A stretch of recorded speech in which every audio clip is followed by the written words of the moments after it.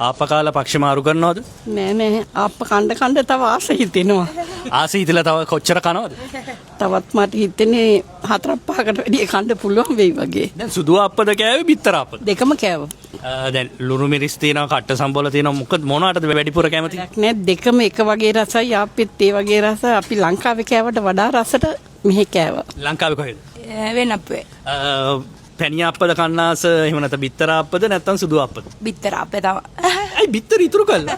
ඒක අන්තිමට කන්නේ. ඒක රහ වැඩි හින්දා අන්තිමට හිමීට කන්නේ. හැබැයි අන්තිමට ඉතුරු කරගත්තොත් ඒ කෑල්ල පොඩි කාලන නැති වෙලා නේද? ඔව් ඒක ඉස්සෙල්ලා කක්ක කන්න ඉස්සෙල්ලා කන්න ඕන. හරි කොච්චර කල් වෙනවද වෙරණ වලට ඇවිල්ලා? දැන් අවුරුදු 25ක් විතර වගේ. හරි ඔන්න සිලෝන් එකේ ඉන්නේ. කොහොමද කෑම ඉවරද තව තියෙනවද? තව කණ්ඩ හිතනවා.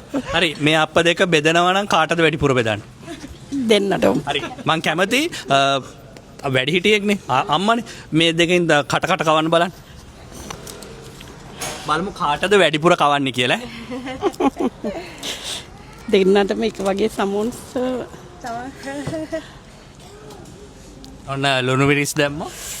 පට්ටයි ලුණු මිරිස් නම් ඇත්තටම රසයි.